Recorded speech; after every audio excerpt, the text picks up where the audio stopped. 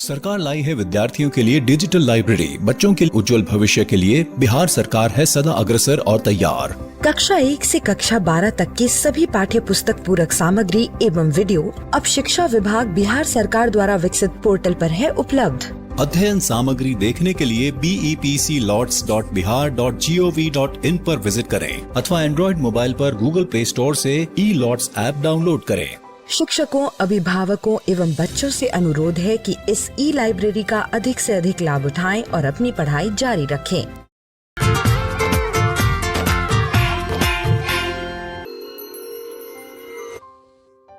बापू की कहानी, जिसमें हम बात करेंगे महात्मा गांधी के जीवन के बारे में। पिछली बार हमने ये जाना कि बापू ने अपने एक दोस्त के संगत में आकर मांस खाना शुरू किया था, जिसका बाद में उन्हें पछतावा भी हुआ और फिर उन्होंने छोड़ दिया। मोहन के एक चाचा बीड़ी पीते थे। 12-13 साल के मोहन और एक रिश्ते के भाई को लगता था कि मुंह से धुआं उड़ाना बड़ी शान की बात है। बीड़ी खरीदने के लिए दोनों ने एक नौकर के जेब से सिक्के भी चुराए थे, लेकिन जल्दी ही ये गंदी आदत छूट गई और फिर मोहन ने कभी बीड़ी सिगरेट को हाथ नहीं लगाया। दूसरी बार मोहन ने 15 साल की उम्र में चोरी की, अपने मंझले भाई करसन दास के लिए। उन पर 25 रुपए का कर्जा चढ़ गया था और वो बहुत परेशान थे। वो सोने का एक बाजूबंद भी पहनते थे। मोहन ने कहा, मैं तुम्हारे बाजूबंद से एक सोने का टुकड़ा निकाल देता हूँ। मोहन ने सोने का एक टुकड़ा निकाल दिया और उसे बेचने से भाई का कर्जा पट गया। लेकिन मोहन की अंतरात्मा उन्हें कचोटने लगी। उन्होंने वही तय किया कि वो फिर कभी चोरी नहीं करेंगे। सजा का डर मोहन को नहीं था। उनके पिता बच्चों पर कभी हाथ नहीं उठाते थे, पर अपने पिता को पीड़ा पहुंचाने का डर मोहन को था और उनके सामने वो बोलते तो कैसे बोलते। और फिर उन्हें ख्याल आया कि वो लिखकर अपना गुनाह स्वीकार कर सकते हैं।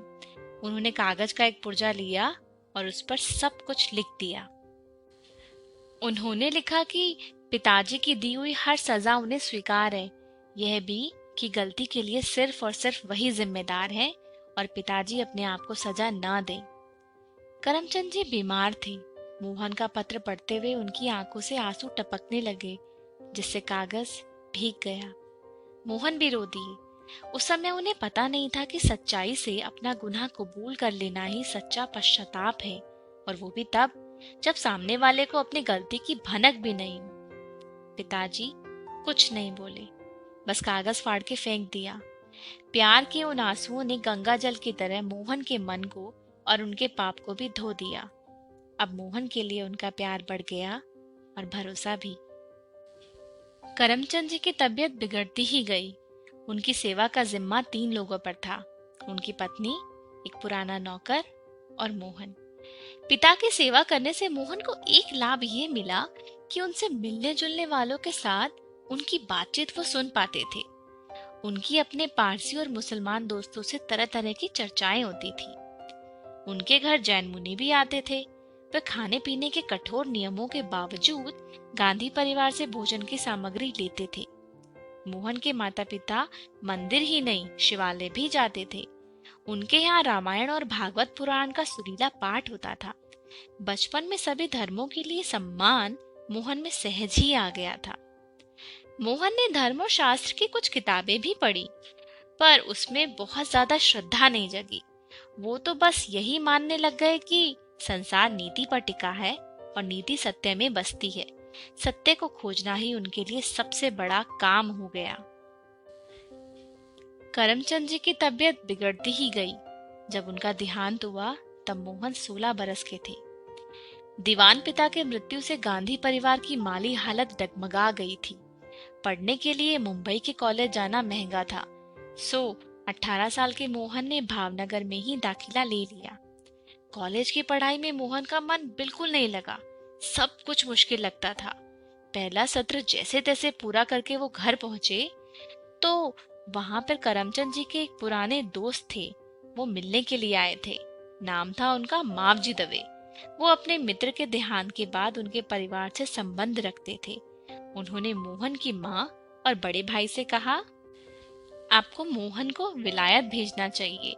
मेरा बेटा कहता है कि वहाँ की पढ़ाई सरल है और 3 साल में ही पढ़ाई पूरी हो जाएगी, खर्चा भी ज्यादा नहीं आएगा। नए आए हुए बैरिस्टरों को देखो कैसे ठाठ से रहते हैं। वो चाहे तो उन्हें दीवानगिरी आराम से मिल सकती है। और उनकी बात मानकर मोहन विलायत में पढ़ने के लिए तैयार हो गए। आज के लिए इतना ही। अगली बार हम देखेंगे कि जब बाबू विलायत यानी कि इंग्लैंड पहुंचे तो उन्हें किन परेशानियों का सामना करना पड़ा।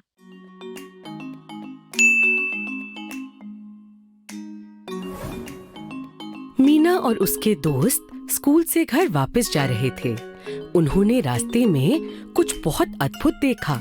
उन्होंने देखा कि चींटियों की एक लंबी सेना चलकर जा रही थी।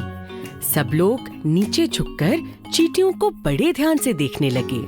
बहुत सी चींटियां चावल और बाजरे के कुछ दाने लेकर जा रही थीं। अरे अरे, ये चावल का दाना उठाकर ले जा रही हैं। चींटियां भी क्या चावल का दाना खाती हैं? और क्या मीना, इस दुनिया के सभी जीव जंतुओं को जीवित रहने के लिए खाना चाहिए। अरे वाह, इतनी छोटी सी चींटी कैसे खाना खाती होगी, मुझे जानना है। चलो अभी देख लेते हैं। इब्राहिम ने तुरंत अपने बस्ते से लेंस निकाला और सभी मिलकर चींटियों का पीछा करने लगे। उन्होंने देखा चींटियां एक जगह रुक गईं। लेंस की मदद से वे चींटियों को बहुत करीब से देख पाए और उनको खाना खाते देख बहुत उत्साहित हो गए। उनमें से एक चींटी चावल का दाना कुतर रही थी तो दूसरी एक कीड़े को। चींटियों को खाना खाते देखना कितना अद्भुत था। कल जाकर सभी दोस्तों को बताएंगे। अरे मैंने तो कभी सोचा ही नहीं कि इतनी छोटी सी चींटी इतना सब खा लेती है। इतने में मैडम कक्षा में आई और सारी बातें सुनी। वाह बच्चों, तुम सबने तो बहुत अच्छे से अवलोकन किया।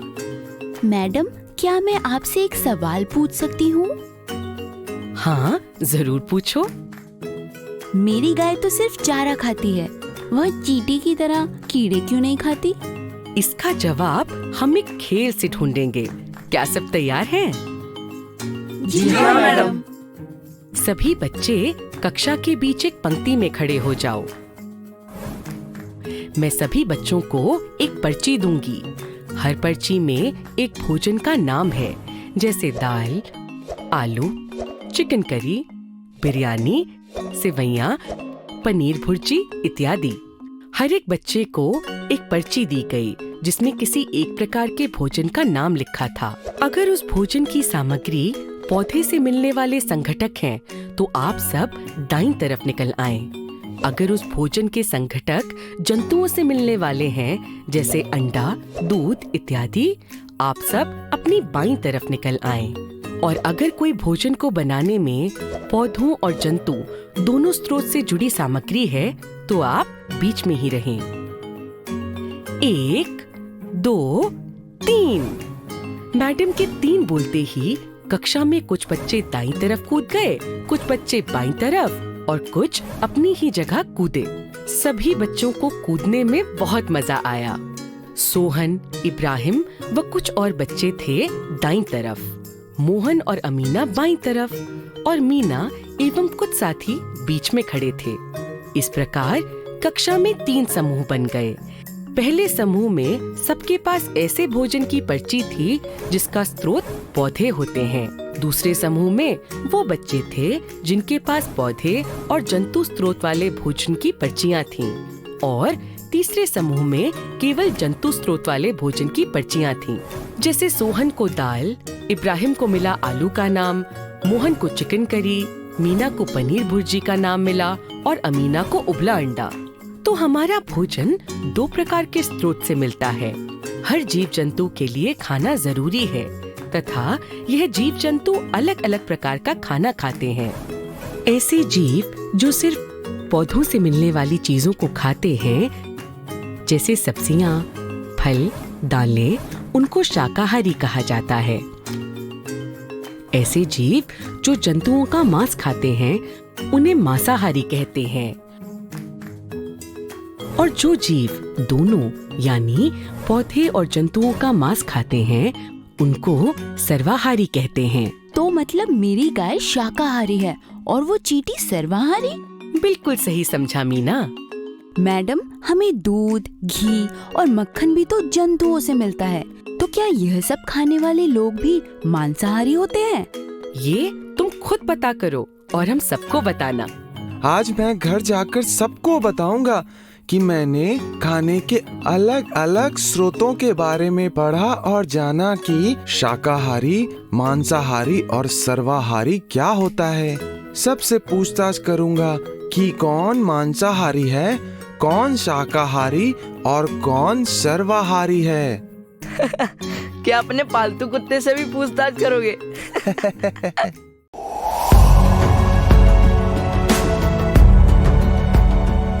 छठी से 10वीं कक्षा के विद्यार्थी ध्यान से सुने।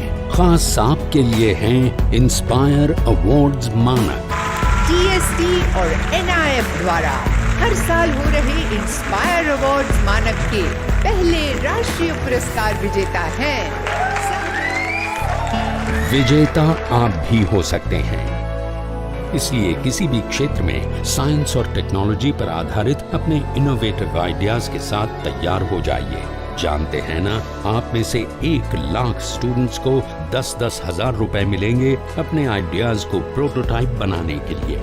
उसके बाद दुनिया सराहेगी आपका हुनर जब पहुंचेगा आपका आइडिया लोगों तक प्रोडक्ट के रूप में। तो अपने ओरिजिनल इनोवेटिव आइडियाज को स्कूल में जमा करें। बेस्ट आइडियाज आगे बढ़ाए जाएंगे ऑफिशियल वेबसाइट पर, और हाँ, जल्दी आज ही जमा करें। So good luck with inspire awards मानक।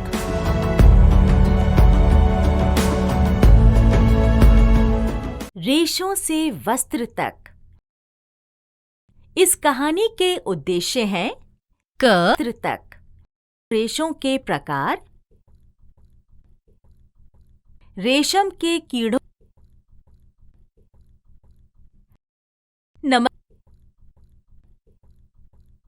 कितनी ठंड है। आप ऊनी कपड़े पहन लीजिए। आप लोगों को पता होगा कि ऊन के कपड़े कौन से जानवर के बालों से बनते हैं? क्या आपको ये पता है कि सबसे मुलायम और चमकीला रेशा कौन सा है? सही सोचा आप सबने, रेशम। क्या रेशम भी एक जानवर रेशा होता है? चलिए इस वीडियो के माध्यम से इन सवालों के जवाब ढूंढते हैं। रीना और माया अपनी छुट्टियों में अपनी दादी माँ के घर गई हैं। चलिए देखते हैं कि दोनों बहनें क्या कर रही हैं। माया को किताबें पढ़ने का बहुत शौक है और रीना को प्रकृति में बाहर कुछ नया खोजने का। वो देखिए, रीना वहां पेड़ों के पास कुछ देख रही है। यह क्या है? लगता है ये तितलियों की इल्लियां हैं। दीदी से पूछती हूँ, उनको पता होगा। दीदी, माया दीदी, यहाँ तो आइए। क्या हुआ रीना?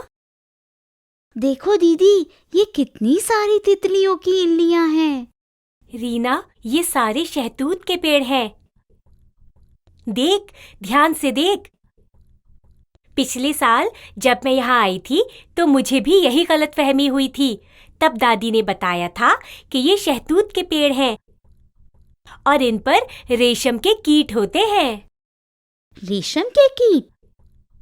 अच्छा, नाम से लगता है कि वे शायद रेशम के कपड़े जैसे होते हैं, मुलायम और चमकीले।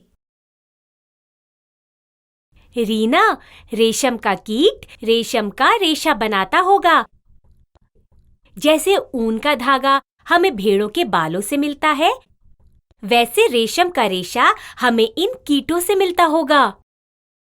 वो देख, शहतूत भी तो लगे हुए हैं। रीना देखती है और एक शहतूत तोड़ के आती है।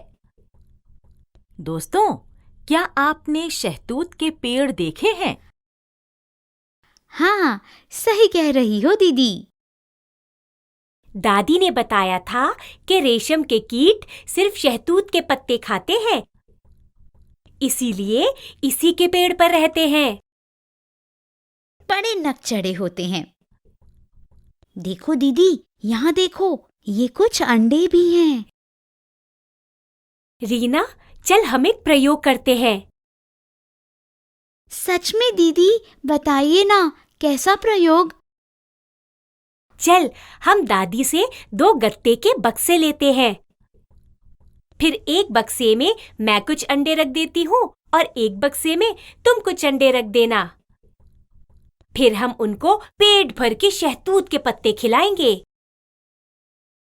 वाह दीदी, यह तो हमारे अपने पालतू कीड़े हो जाएंगे और हम इनके जीवन चक्र के बारे में भी सीख सकेंगे।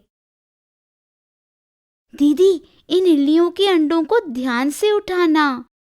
माया बहुत ध्यान से कुछ टहनियों को काट लेती है और पहले बक्से में रख देती है। चल रीना, अब इन छोटे छोटे अंडों को भी अपने अपने बक्से में रख देते हैं। दीदी, यह अंडे कितने दिनों में इल्ली बन जाएंगे? अब हम स्वयं ही देख लेंगे रीना कि रेशम के कीट के अंडों से कितने दिन में इल्ली बाहर निकलती है। दोनों बहनें अपने अपने बक्से में बहुत सावधानी से कुछ काले रंग के अंडों को रख देती हैं। मैं अपने बक्से को यहीं बाहर रख देती हूँ। और मैं अंदर रख देती हूँ। अगले दिन। दीदी, क्या कुछ हुआ आपके बक्से में? अरे रीना, इतनी जल्दी थोड़ी ना, कम से कम 2-3 हफ्ते लगेंगे। अच्छा दादी, 2 से 3 हफ्ते? रीना और माया रोज उन अंडों से इल्लियों के आने का इंतजार करती हैं। 2 हफ्ते बाद। दीदी देखो, मेरे बक्से में जो अंडे थे, उनमें से छोटी छोटी इल्लियां बाहर आ रही हैं। मैं जल्दी से जाकर शहतूत की हरी पत्तियां ले आती हूँ। पर मेरे बक्से में जो अंडे हैं, उनमें से तो इल्लियां नहीं निकली। तुमने अपना बक्सा बाहर गर्म वातावरण में रखा था और मैंने अंदर, है ना? हाँ दीदी, कहीं ऐसा तो नहीं कि अंडों से इल्ली को बाहर आने के लिए गर्म वातावरण चाहिए होता है? हाँ रीना, ऐसा ही लगता है। तितलियों के अंडों को भी तो एक गर्म स्थान की आवश्यकता होती है। चल मैं भी अपना बक्सा बाहर रख देती हूँ, फिर देखते हैं क्या होता है। 2 हफ्ते बाद। मैंने अभी अभी उन इल्लियों को देखा दीदी, वे सारी पत्तियां खा गई हैं। मुझे लगता है हमें और पत्तियां डालनी पड़ेंगी। दोनों बहनें रोज दोनों बक्सों का निरीक्षण करती हैं। माया के बक्से में भी गर्म वातावरण में रखने से अंडों में से इल्लियां निकल आई थीं। और कुछ 1 हफ्ते बाद। ये देख रीना, तेरे बक्से वाली इल्लियां खा खा के कितनी मोटी हो गई है, और मेरे बक्से वाली इल्लियां तो अभी भी दिन भर बहुत सारे पत्ते खाती रहती हैं। दोनों बहनें हंसने लगती हैं। 2 और हफ्ते बाद। दीदी, ये देखो, मेरे बक्से में ये इल्लियां कोकून जैसी बन गई हैं। मुझे याद है जब कक्षा 4 में हमने तितली का जीवन चक्र समझा था, तो इल्ली ऐसे ही कोकून में बदल जाती है। रुक रीना, मैं अपनी विज्ञान की पुस्तक लेकर आती हूँ। ये देखो रीना, यहाँ इस चित्र के अनुसार रेशम का कीट अपने आसपास एक जाल बुन लेता है और कोकून में बदल जाता है। देखो दीदी, ये कोकून इन पत्तों की टहनियों से जुड़ गए हैं। क्या ये इनके जीवन चक्र की एक और अवस्था है? हाँ रीना, ऐसा ही लगता है। चल अब हम रोज मेरे बक्से का निरीक्षण करेंगे। देखते हैं कि इल्ली कोकून में कैसे बदलती है। दोनों बहनों ने रोज माया के बक्से का ध्यान से निरीक्षण किया। एक हफ्ते बाद, दीदी दीदी, ये देखो, इल्लियां कैसे अपना सर एक सिरे से दूसरे सिरे तक हिलाकर कुछ धागे जैसा निकाल रही है। चल दादी से पूछते हैं। दादी, ये देखिए, ये इल्लियां ऐसा क्यों कर रही है? बेटा, ये इल्ली अपने आसपास कोकून बुन रही हैं। हाँ, और ये 8 अंक के जैसे अपना सिर हिला रही हैं। क्या ये धागों जैसी तार ही रेशम होती है? हाँ बच्चों, इन रेशम के धागों से ही रेशम का कपड़ा बनता है। रुको, मैं तुम्हें अपनी एक बहुत खास रेशम की साड़ी दिखाती हूँ। वाह दादी, कितनी सुंदर साड़ी है।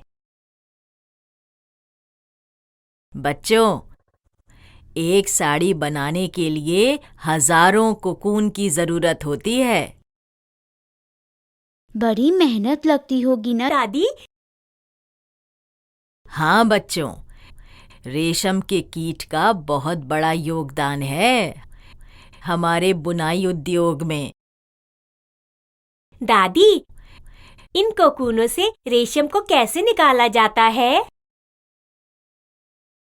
बच्चों, रेशम का धागा प्राप्त करने के लिए बहुत सारे कोकूनों का उपयोग किया जाता है। उन्हें धूप में रखा जाता है और पानी में उबाला जाता है। इस प्रकार से रेशम का फाइबर अलग होता है। क्या इन कोकूनों को उबाला जाता है? ये तो अच्छी बात नहीं है दादी।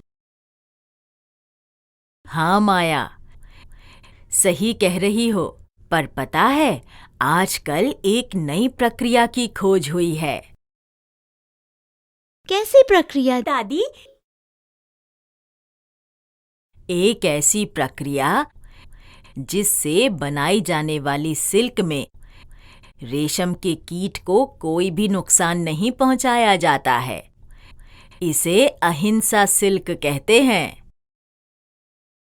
अरे वाह, कितनी अच्छी बात है। किसी रेशम के कीट को नुकसान नहीं होना चाहिए। मैं बड़ी होकर ऐसी और प्रक्रियाओं की खोज करूंगी जिससे रेशम के कीटों को हानि नहीं पहुंचाई जाए। शाबाश बच्चों। अरे वाह, कितना मजेदार प्रयोग था ये। हमने रेशम के कीट के जीवन चक्र का स्वयं अन्वेषण किया। ये जानना भी कितना दिलचस्प होगा कि रेशम के धागे से रेशमी कपड़ा कैसे बुना जाता है। माया और रीना अपने अपने बक्से का निरीक्षण करती रहीं, जब तक रेशम का कीट नहीं बना। तो दोस्तों, आशा करते हैं कि आपने इस वीडियो के द्वारा रेशम के कीट के बारे में जानकारी प्राप्त की होगी। माया के सवाल की तरह मैं भी जानना चाहूंगी कि रेशम के धागे से रेशमी कपड़ा कैसे बुना।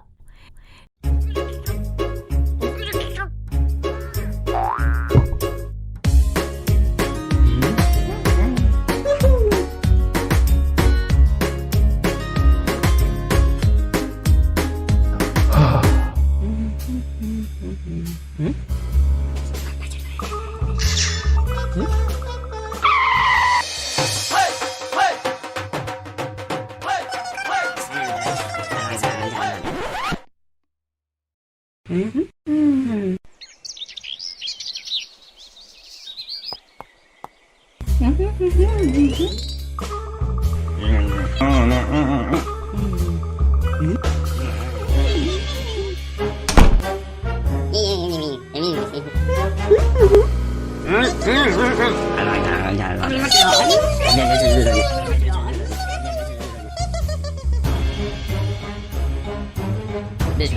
le covid que ya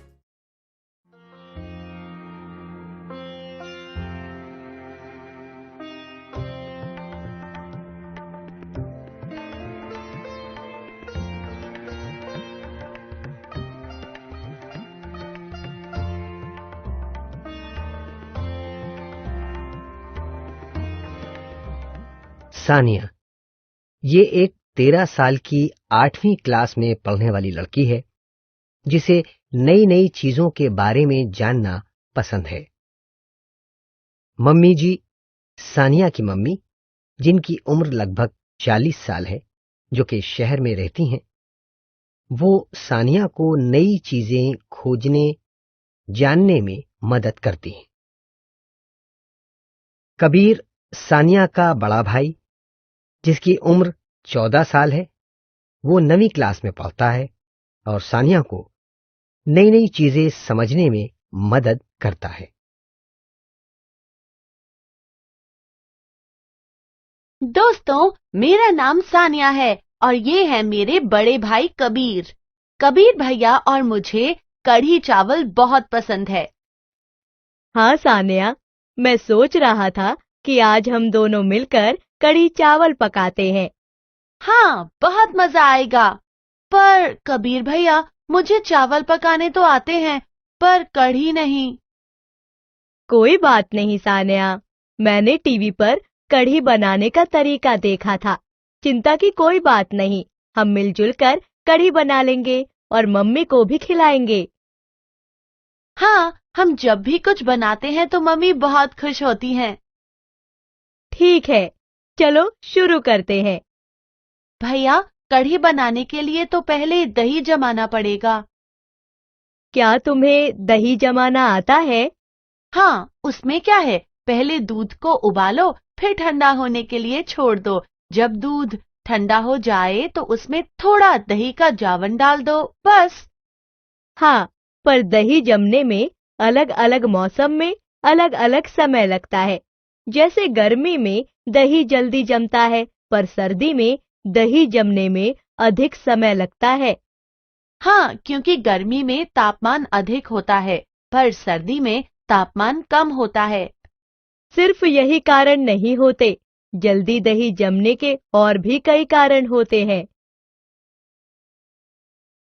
अच्छा, और क्या कारण होते हैं? सबसे जरूरी चीज के बारे में तो हमने बात ही नहीं की, जो है सूक्ष्म जीव। सूक्ष्म जीव का इस प्रक्रिया में क्या योगदान है? अधिक गर्मी में सूक्ष्म जीव अधिक सक्रिय होते हैं, जिस कारण दही जल्दी जमता है।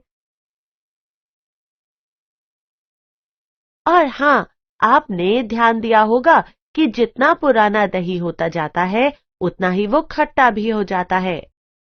हाँ, बिल्कुल सही कहा।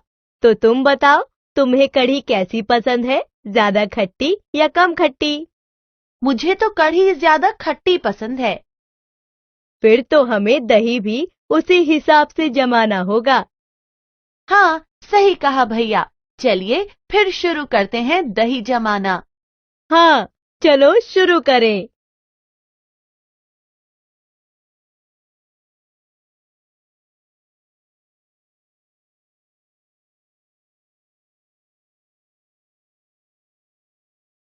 अरे वाह भैया, हमारी कढ़ी तो बहुत स्वादिष्ट बनी है।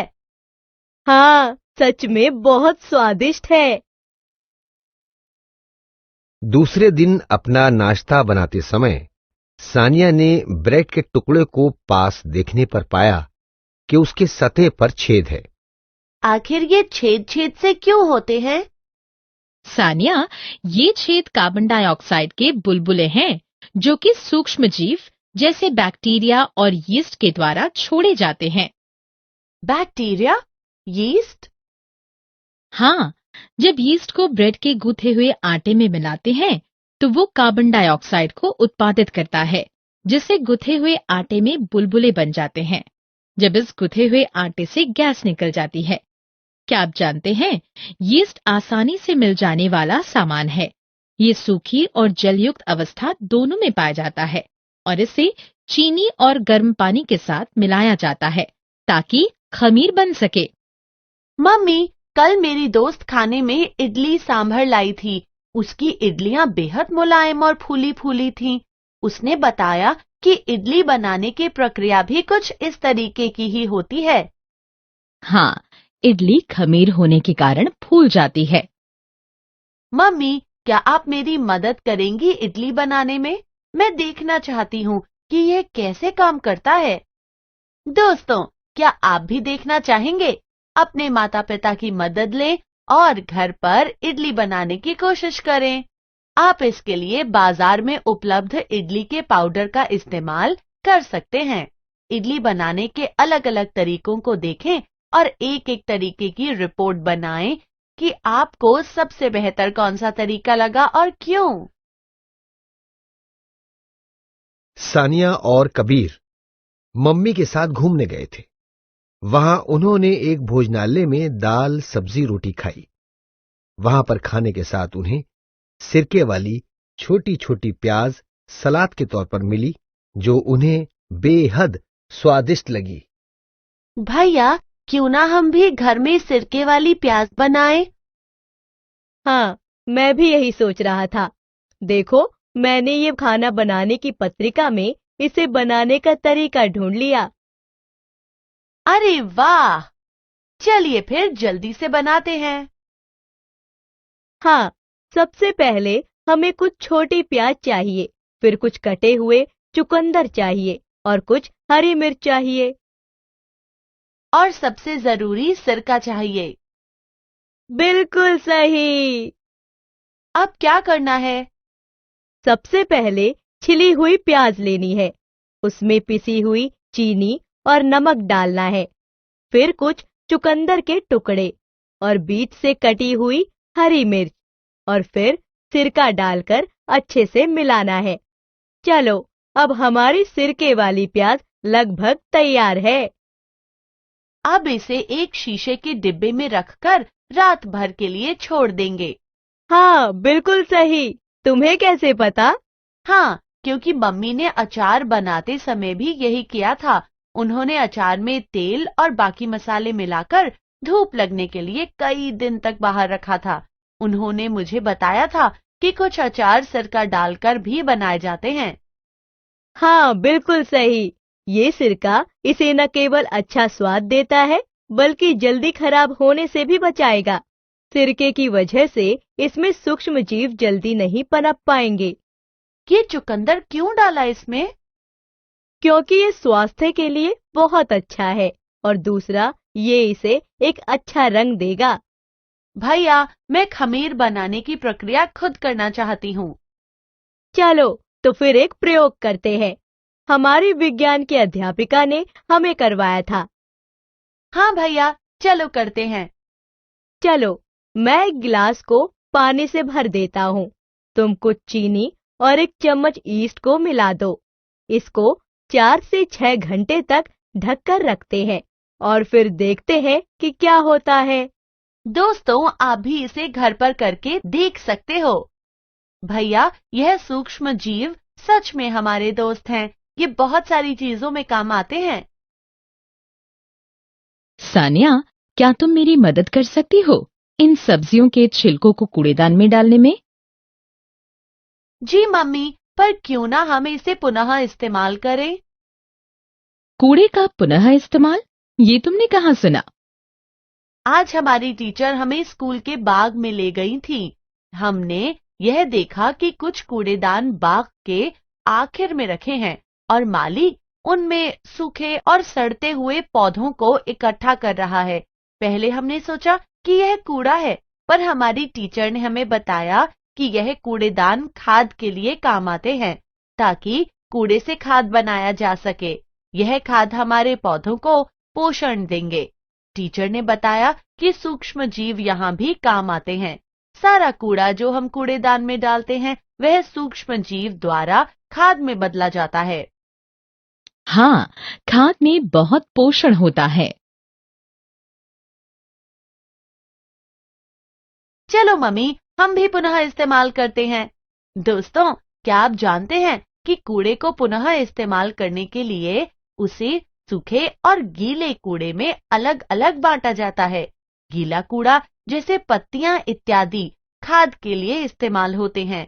सूखा कूड़ा जैसे कागज, प्लास्टिक इत्यादि का हम पुनः उपयोग कर सकते हैं। अच्छा सानिया, चलो कूड़े को पुनः इस्तेमाल करके खाद बनाते हैं। देखो भैया, मम्मी हमारे लिए खाद बनाने के लिए एक घड़ा लेके आई हैं। क्या हम खाद बनाएंगे? हाँ भैया, यह पर्यावरण के लिए बहुत अच्छा होता है। चलिए इन फल के छिलकों को घड़े में डाल देते हैं और कुछ सड़ने वाले पदार्थ डालते रहेंगे। दोस्तों, आप भी खाद बनाने की प्रक्रिया घर पर कर सकते हैं और देखिएगा कैसे सूक्ष्म जीव कूड़े को खाद में बदल देते हैं। इसके लिए आपको एक घड़ा ढक्कन के साथ लेना होगा और उसमें किचन का कूड़ा डालना होगा। याद रहे कि इस घड़े को ढकें जरूर और इसे घर के बाहर रखें, क्योंकि सड़ता हुआ कूड़ा गैस उत्पादित करता है, जिसकी महक बहुत गंदी होती है। इसमें किचन के कूड़े डालते रहें और हफ्ते में एक बार घड़े के सारे घटक को मिलाते रहें, जिससे कि सारे कूड़े का सही विघलन होता रहे। घड़े में जो घटक हैं, उनका 4-5 हफ्ते बाद निरीक्षण करिए और आपने अपने निरीक्षण में क्या पाया, ये अपनी कक्षा में बताइए। चलिए, हमने क्या पढ़ा इसे संक्षेप में समझते हैं। दही के सूक्ष्म जीव दूध को दही बनाने में मदद करते हैं। खमीर यीस्ट के कारण कार्बन डाइऑक्साइड छोड़ते हैं, जिससे ब्रेड को फुलाने के लिए बुलबुले बनते हैं। सूक्ष्म जीव कूड़े का सड़ाकर खाद बनाने में मदद करते हैं। तो बच्चों, जैसा कि मैंने पहले ही बताया था कि आज हम लोग शुरू करेंगे जू शो। तो चलिए शुरू करते हैं।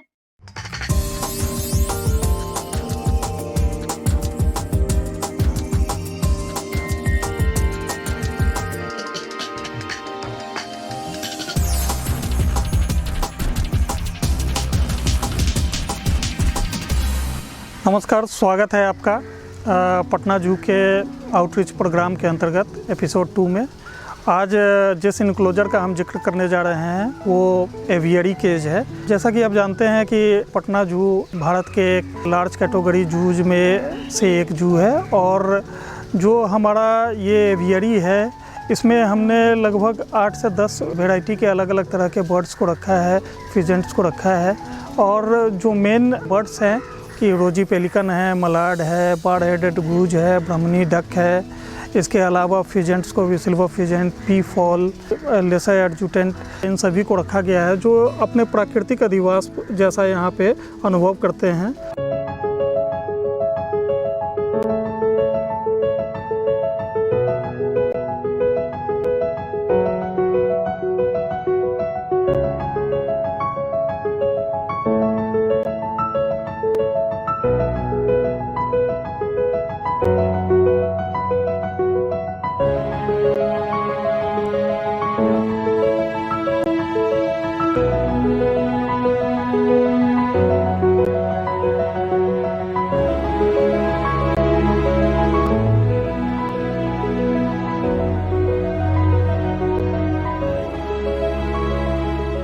काफ़ी अच्छे तरीके से रह रहे हैं यहाँ पे। इनके रहने के लिए एक झील का भी निर्माण है बीच में, जहाँ पे ये तैरते रहते हैं, पानी में डुबकी लगाते रहते हैं, गोते मारते रहते हैं।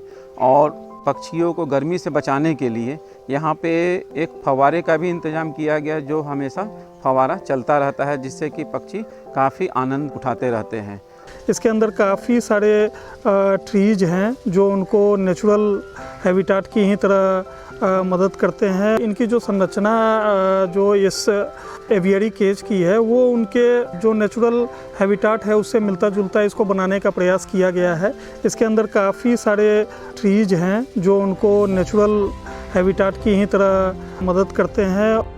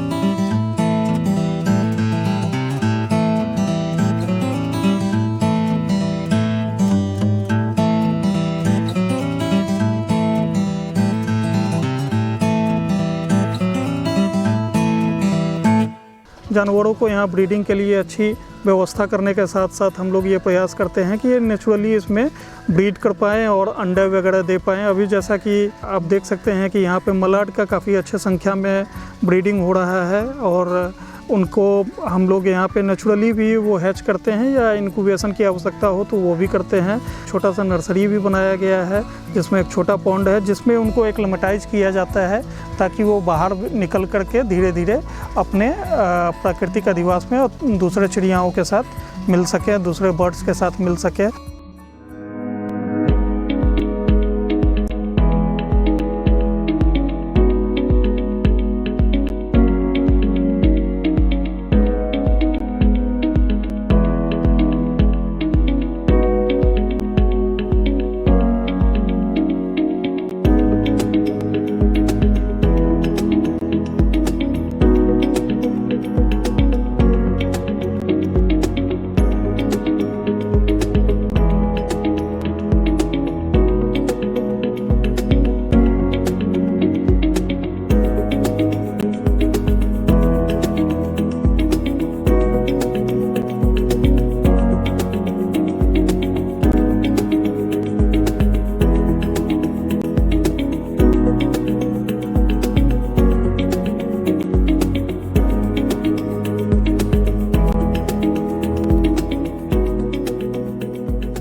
पक्षियों का जो बर्ड मेस होता है उसमें ज्वार, बाजरा, गेहूं, चीना, कौनी, लहसुन, प्याज, गेहूं इत्यादि हम लोग देते हैं छोटे छोटे पक्षियों के लिए। बड़ी मछली दिया जाता है पेलिकन के लिए और छोटी मछली जो है पेंटेड स्टोर और एडजंटेड स्टोर इत्यादि के लिए दिया जाता है।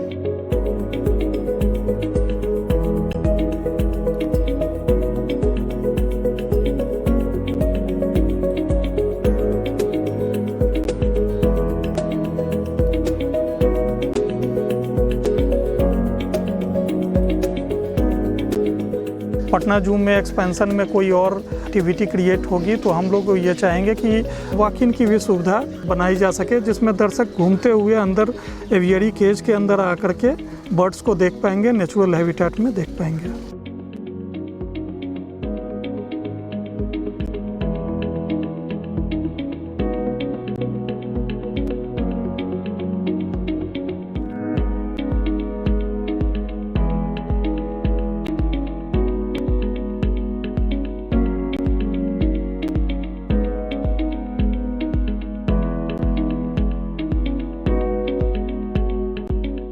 संजय गांधी जैविक उद्यान जू आउटरीच प्रोग्राम में आज हम किसी जानवर के एनक्लोजर के पास नहीं चलेंगे, हम चलेंगे जानवर के बच्चे के पास। संजय गांधी जैविक उद्यान के सफल प्रबंधन और देखभाल का ही नतीजा है कि आज यहाँ मौजूद लगभग सभी जल, थल और आकाश में रहने वाले जानवरों का प्रजनन हुआ है। सबसे पहले हम बात करेंगे गेंडा के बच्चे की। संजय गांधी जैविक उद्यान में अभी कुछ दिन पहले ही एक गेंडे का जन्म हुआ है। भारतीय मादा गेंडा साल के किसी भी महीने में गर्भधारण कर सकती है। 16 से 18 महीने गर्भधारण के बाद मादा गेंडा सामान्यतः एक बार में एक बच्चे को जन्म देती है।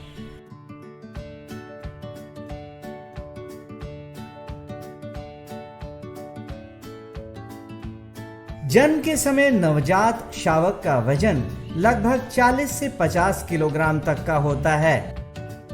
जन्म के कुछ घंटों के बाद नवजात शावक न सिर्फ जमीन पर चलने फिरने लगते हैं बल्कि पानी में तैरने भी लगते हैं।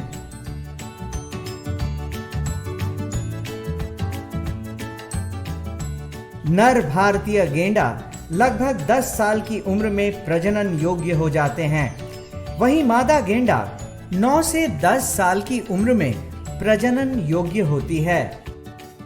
बच्चे को संभालने का काम मादा गेंडा करती है, जबकि नर गेंडा अपने आधिपत्य क्षेत्र की रक्षा करता है।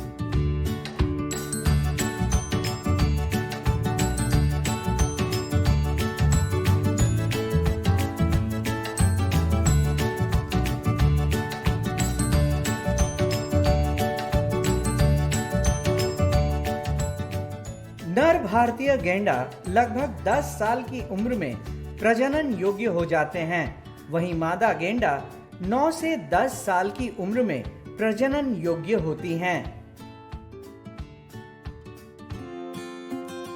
गेंडे के बच्चे के बाद अब हम चलेंगे जिराफ के बच्चे के पास। संजय गांधी जैविक उद्यान में अभी जिराफ का एक बच्चा है। इसका जन्म भी संजय गांधी जैविक उद्यान में ही हुआ है। 13 से 15 महीनों के गर्भधारण के बाद मादा जिराफ एक बार में एक बच्चे को जन्म देती है। दुनिया का सबसे लंबा जानवर जिराफ जन्म के समय 1.8 मीटर लंबा होता है और जन्म के समय इनका वजन लगभग 90 से 110 किलोग्राम तक होता है। इसके जन्म के समय इनकी मां यानी मादा जिराफ सामान्यतः खड़ी रहती है और जन्म के कुछ ही घंटों के अंदर जिराफ के बच्चे चलने फिरने लगते हैं। ये नवजात शावक 3 से 4 साल के बाद प्रजनन योग्य हो जाते हैं और मादा जिराफ साल के किसी भी महीने में गर्भधारण कर सकती है।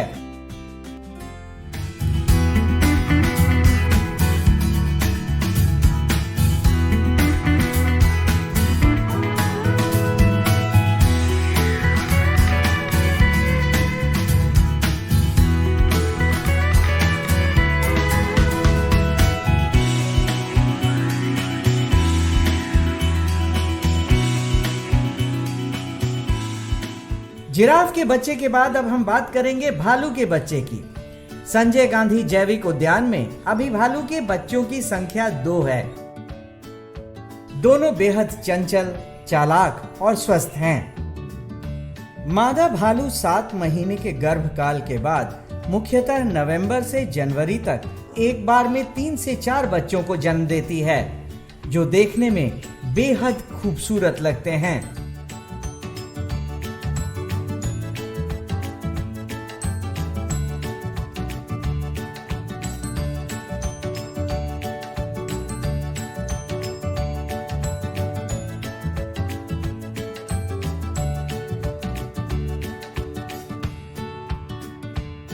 जन्म के समय बच्चे का वजन लगभग 700 ग्राम से 1 किलोग्राम तक होता है। साथ ही जन्म के 1.5 से 2 महीने के बाद नवजात शावक चलने फिरने लगते हैं। भालू के बच्चे जन्म के 3 से 4 साल के बाद प्रजनन योग्य हो जाते हैं।